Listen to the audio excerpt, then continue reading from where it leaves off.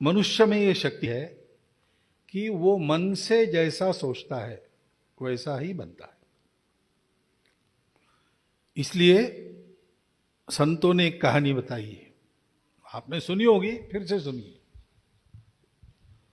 तो जंगल में घूमते घूमते एक आदमी रास्ता भूल गया और फिर ढूंढने लगा, तो रास्ता मिले ही नहीं। गर्मी के दिन ढूंढते ढूंढते थक गया। 11 बजे 11:30 बजे थक गया। एक बहुत बड़ा पेड़ देखा उसने, अच्छी ठंडी छाया थी उसके, वहां जाके बैठ गया और सोचने लगा। अब उसको पता नहीं वो जो पेड़ था बड़ा, वो था कल्पवृक्ष, यानी जिसके नीचे बैठकर जो इच्छा करते हैं वो तत्काल पूरी होती है। तो वो सोचने लगा कि बहुत धूप है, परेशान हो गया, थक गया हूं, प्यास लगी है, कहीं पानी मिलता तो कितना अच्छा होता। तो न जाने कहां से इतना बड़ा ठंडे पानी का गिलास उसके सामने, सुंदर सुगंधित जल। अब वो प्यास लगी थी, प्यासा था, इसलिए उसने सोचा कुछ नहीं, पानी चाहिए था, पानी सामने दिख गया, पानी पी गया, पूरा गिलास खाली कर दिया।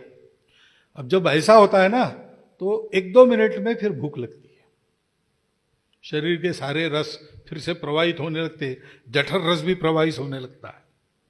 तो उसको भूख लगी, तो उसने कहा पानी की इच्छा हुई तो पानी मिल गया, कितना अच्छा हो गया है। भूख लगी है, ऐसे ही कहीं से खाना आ जाता तो कितना, तो एकदम सोने की थाली सामने लग गई, 16-17 प्रकार की सब्जी, 4-5 प्रकार की दाल, 8-10 प्रकार के चावल, ये रोटी वो रोटी, बाजरा का रोटला, ये वो सब, और मिठाई 10 प्रकार की। 2-3 आदमी का खाना। अब भूखा तो था ही, बहुत घुमा था पैदल, शुरू हो गया। 2-3 आदमी का अकेला ही खा गया। अब आदमी जब थक के आता है और ऐसा भोजन कर लेता तो तुरंत नींद आती। उसने कहा वाह मस्त भोजन हो गया, अब सोने को मन कर रहा है, बिस्तर रहता तो अच्छी सो लेता। तो बिस्तर आ गया एकदम, तो सो गया। 2-3 घंटा खूब अच्छा सोया, फिर जागा। अब कोई प्यास नहीं थी, पेट में अन्न था, इसलिए भूख भी नहीं थी, और विश्राम भी हो गया था। ऐसा आदमी फिर विचार करता है, तो सोचने लगा कि पानी मन में आया, सामने आ गया, भूख लगी, भोजन आ गया, नींद आई, बिस्तर आ गया, यहां है तो नहीं कोई, गांव भी नहीं है आसपास, कोई आता जाता भी नहीं है, घना जंगल है, यहां कोई भूत भूत तो नहीं। मन में भूत आया, सामने खड़ा हो गया भूत, कल्पवृक्ष के नीचे था ना, ऊंचा पूरा, काला गलोटा, लाल लाल आंखें, बड़े बड़े दांत, 2 सींग। तो इसने देखा अब ऐसा कुछ दिखता है तो लगता है कि वो गुस्से में है, अपने को ही मारेगा। तो ये सोचने लगा अरे ये तो सचमुच यहां भूत है, गुस्से में है, ये मारेगा तो नहीं, मुझे खा तो नहीं जाएगा। बस मन में आ गया, भूत ने उसको खा लिया। अपना मन स्वयं का ऐसा कल्पवृक्ष है ना। भगवत गीता में मन एव मनुष्याणाम कारणम बंध मोक्षयो, मनुष्य मुक्त भी मन से होता है, मन के साथ उपयोग से, मन साधन बनाकर होता है, और बांधा भी जाता है मन के कारण ही। तो अपने मन को हमेशा सकारात्मक श्रद्धा युक्त रखना, और जो सुनते हैं पढ़ते हैं वो करना, करने से होता है, न करने से नहीं होता। तो ऐसे ही फिर से 3 मित्र जंगल में भटकने के लिए गए, रास्ता भूल गए। भूख लगी तो सामने एक छोटा वनवासी गांव था, वहां गए, भाई भूखे हैं हम, कुछ तो दो।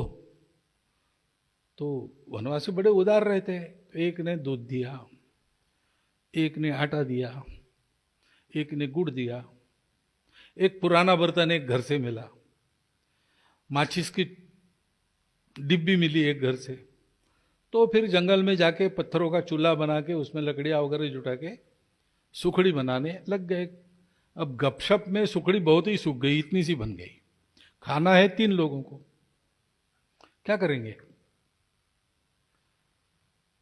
तो सच्चे मित्र रहते तो क्या, छोटा थोड़ा था बांट कर खाते, लेकिन वो सही मित्र नहीं थे, इसलिए उन्होंने सोचा एक की भूख मिटती है तो एक खाएगा, लेकिन कौन खाएगा? तो बोले अब खाली पेट हम सो जाएंगे। तो आदमी खाली पेट सोता है तो सपने आते हैं, तो सपने आएंगे।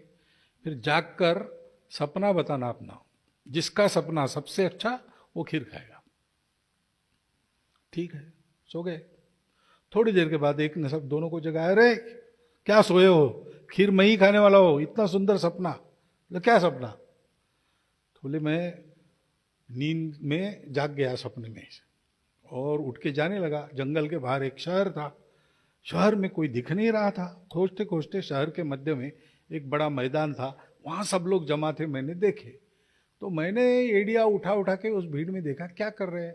तो बीच में एक हाथी घूम रहा था सूंड में माला लेके। मैंने पूछा क्या है?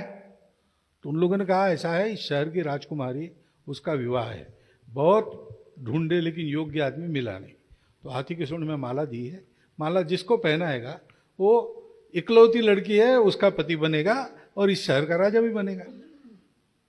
तो मैं मजा देखने खड़ा हो गया।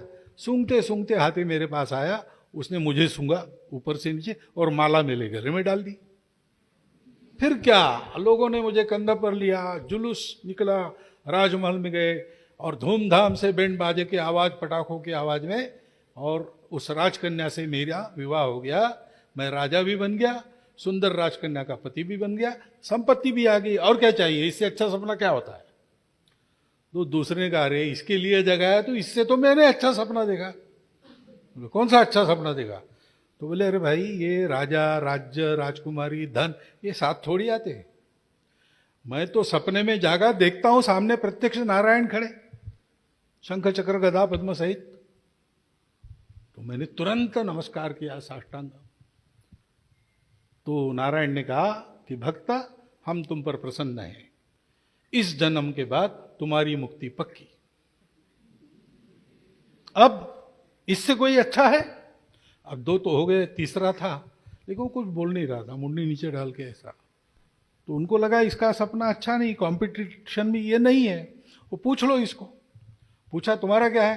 तो नहीं हमारा इतना अच्छा सपना नहीं है, आप दोनों तय करो किसने खाना, मैं तो कंपटीशन में नहीं हूं। नहीं फिर भी बताओ, तीनों का सपना सुनने के बाद ही निर्णय होगा। तो अच्छा आप आग्रह कर रहे इसलिए बताता हूं, फिर मत बता बोलना कि क्यों बताया। मेरे सपने में न राजकुमारी आई न नारायण आए।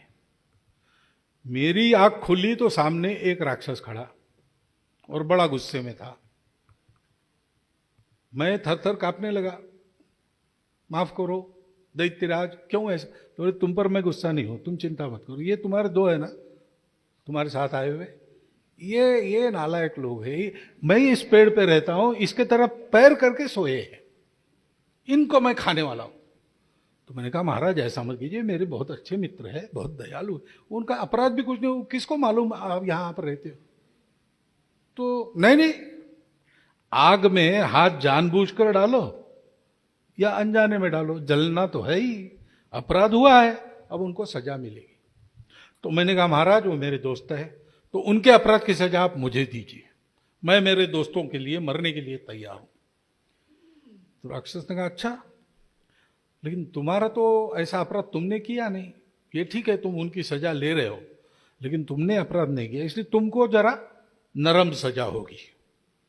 फिर राक्षस ने इधर उधर कहा, पूछा उनके बर्तन में क्या है? तो मैंने कहा महाराज वो सुखड़ी बनी है भूख मिटान। हाँ वो सुखड़ी खा जाओ, यही तुम्हारी सजा है। मैंने कहा महाराज वो तो वो सपना बताने का। बोले सपना अपना नहीं, तुम सुखड़ी खाते हो कि मैं तुम्हारे दोस्तों को खाऊं? तो क्या करता, आपको बचाने के लिए मुझे सुखड़ी खाने पड़ी। तो दोनों दौड़ के वो बर्तन खोलते तो सुखड़ी गायब। अरे भाई हमको बुलाया क्यों नहीं? तीनों मिलके उस राक्षस को भगा देते। तो मैं कितने आवाज दिए, लेकिन तुम्हारे तो विवाह का बैंड बाजा बज रहा था, तुमको सुनाई नहीं दिया होगा, और इनके सामने नारायण प्रत्यक्ष खड़े थे, ये क्यों इधर उधर देखने? अकेला ही पड़ गया मैं। मतलब क्या है, ये सारी बातें जो है सुनने को अच्छा लगता है, पूछने को अच्छा लगता है, करना महत्व की बात है। जो अच्छा सोचते हो वो करना प्रारंभ करो तो जीवन बन जाएगा, करने से होगा। भारत की सेवा करना शुरू करो, हो जाएगा। थोड़ी इधर उधर गलती, राह भटक गई तो फिर से रास्ते पर आ जाओगे। करते करते सब होता है। अच्छे भाव से, श्रद्धा से, सकारात्मक बुद्धि से करो। जो सुनते हो करके देखो, सब ठीक हो जाएगा। ऐसी 2 कहानियां मैंने सुनी थी, वो मैंने बताई।